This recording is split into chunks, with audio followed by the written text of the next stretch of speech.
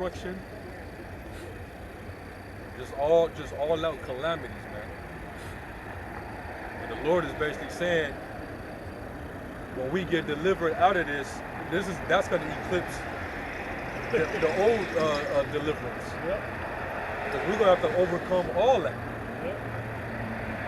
That's when the Lord's going to finally show the world what He's made of, and that's when the world's going to go back to fearing Him. Yep. That's when the Lord's going to get his just reverence, respect, man.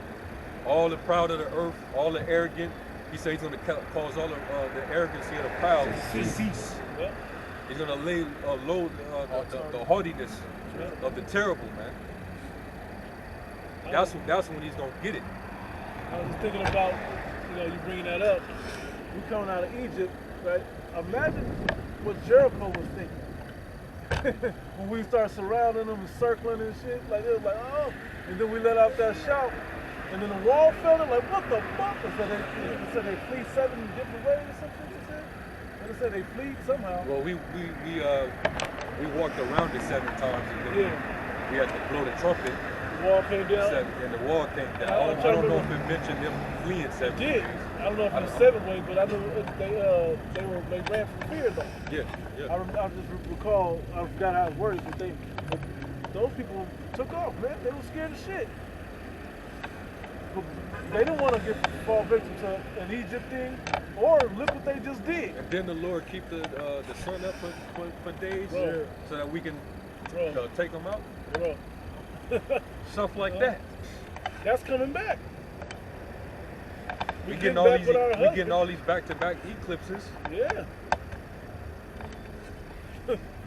Hey, And so this is that, because it wasn't just the fact that we got thrust out of Egypt, but the plagues leading up to it. And then after, He had them pursue us, and then they got swallowed up as well. So I mean, the event was huge, man. 600,000 we read last night? Yeah. 600,000 came out of ancient Egypt. So back in Jeremiah 16 verse 15, it says, "But the Lord Yahweh liveth, that brought up the children of Israel from the land of the north." From all, y'all know what the land of the north is?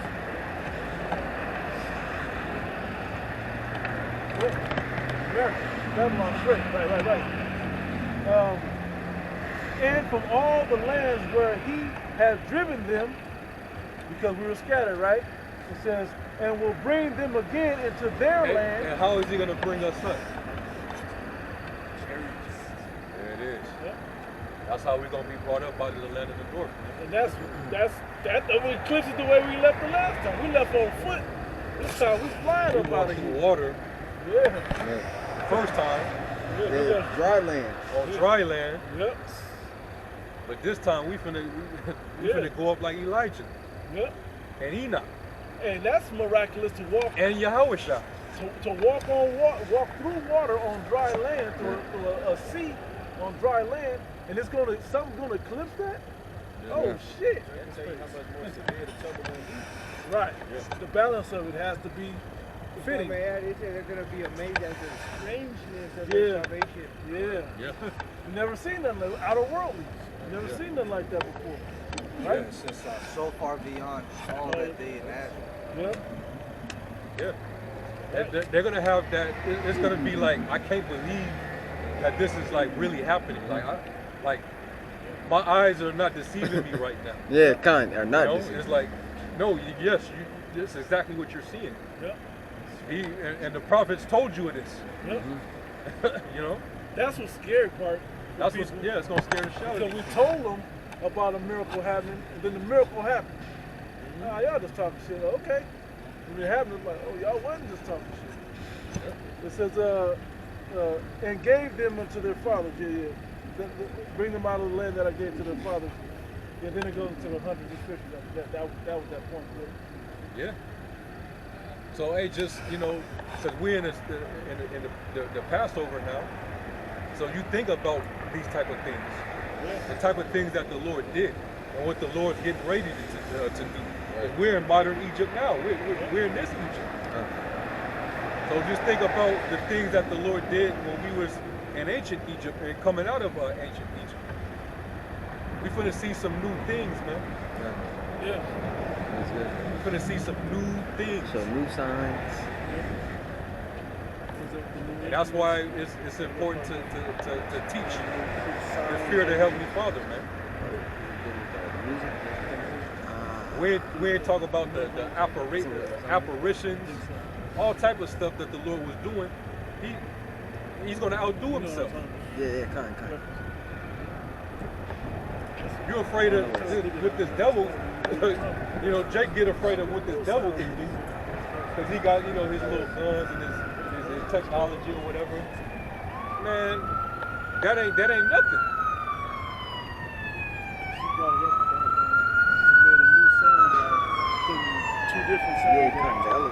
Speaking about the elements too. Somebody get I want to say it's in Isaiah the 51st chapter. I'm already there. Go ahead. Isaiah 51:13. And forget it. Start at 9. Isaiah 51:9. It says, awake, awake, put on strength, O arm of Yahweh. Awake, as in the ancient days, in the generations of old. Man, as in the ancient days, going back to all of the miraculous things that he used to do, like we were just mentioning, what he did in Egypt, Jericho, when we walked over into the land, you know, it was different things that the Lord did, and it was miraculous. It was astonishing. It was also fearful, man. Go ahead. Art thou not it that have cut Rahab and wounded the dragon? Art thou not it which have dried the sea, the waters of the great deep, that have made the depth of the sea a way for the ransom to pass over? Therefore the redeemed of Yahweh shall return, and come with singing unto Zion, and everlasting joy shall be upon their heads. They shall obtain gladness and joy, and sorrow and mourning shall be away. That's what's going to happen when the Lord delivers us this time. When we go up in the ship, it talks about how we're going to sing the song of Moses. We're going to be praising the Lord in the chariot. We're going to rejoice, man. Because we got the victory over our enemy once again. See how everything come full circle? Okay. We rejoiced over Pharaoh and the Egyptians being brought down. We're going to rejoice over Esau being brought down in his kingdom. Go ahead. I, even I, am he that comforted you. Who art thou that shouldest be afraid of a man that shall die? Why are you afraid of a man that's mortal? I made him. I'm the one that set him up and put him in power. I gave this nigga his authority. God. And you seeing what he's doing with it. That's why I'm gonna fuck him up later. I just put him over y'all because it was prophecy. I destined it to be this way, but also for your punishment. Don't fear him. You know? And what is that? I forgot where it is, but it says, should thou glory in the presence of him that slaved you? Oh. Yeah. You're gonna be a man and not a God. Yep. It says, and the Son of Man which shall be made as grass. And forgettest the Lord Yahweh thy Maker, that have stretched forth the heavens and laid the foundations of the earth, and has feared continually every day because of the fury of the oppressor, as if he were ready to destroy. And where is the fury of the oppressor? Yeah. Yeah, man. What verse was that? That was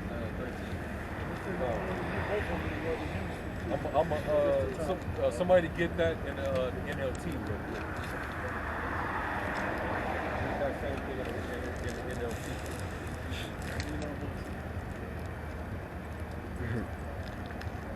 That's why we're not to fear the beast.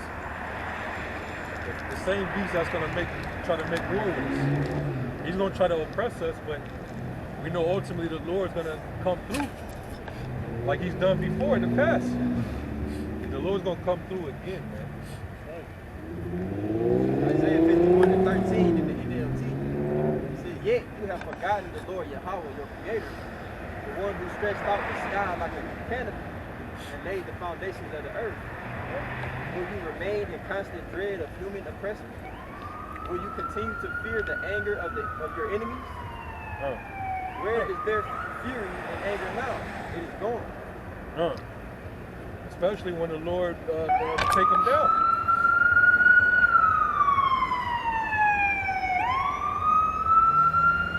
When he finally break that staff, that scepter of the king of Babylon, where's his power now?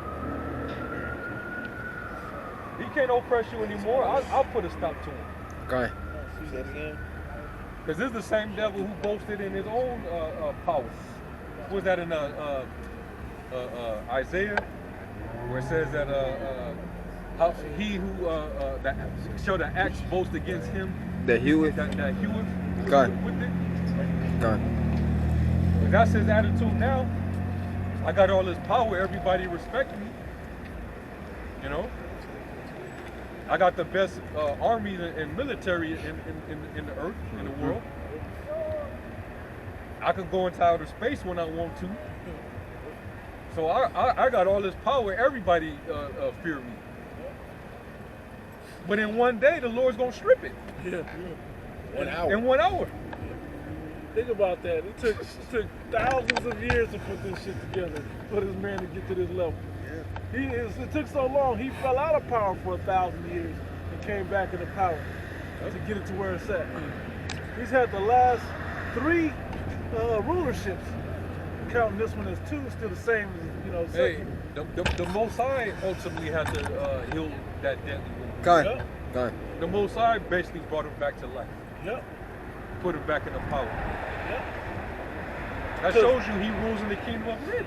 And why? Because when Jake It's like it. Why didn't the Babylonians come back?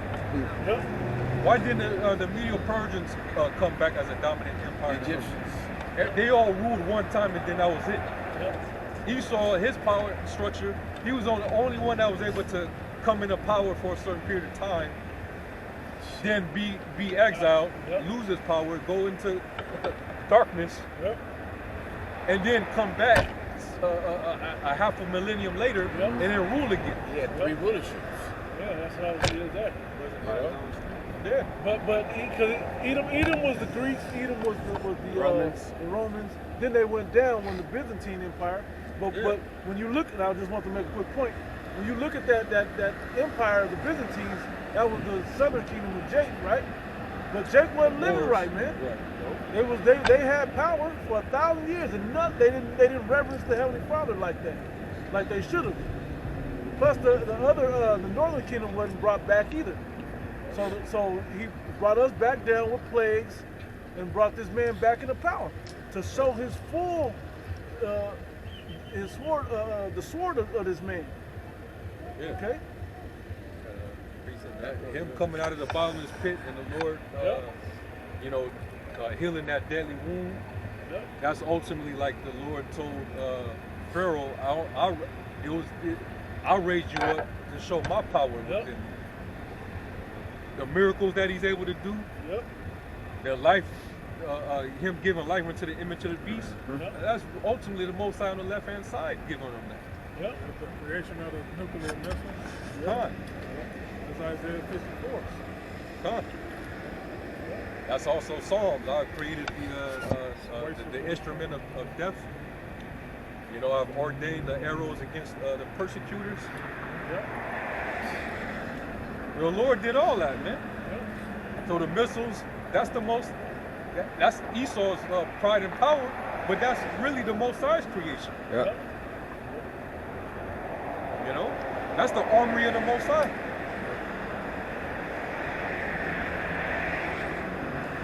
This Ezekiel 28:9. Wilt thou yet say before him that slaved thee, I am a God? Oh man. Ask that. Yeah, to hell. Yeah. But, Yeah. No, go ahead.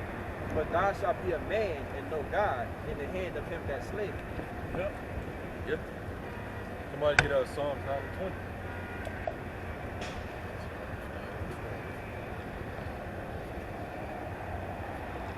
Psalm 9 and verse 20. Psalms 9, verse 20. Put them in fear.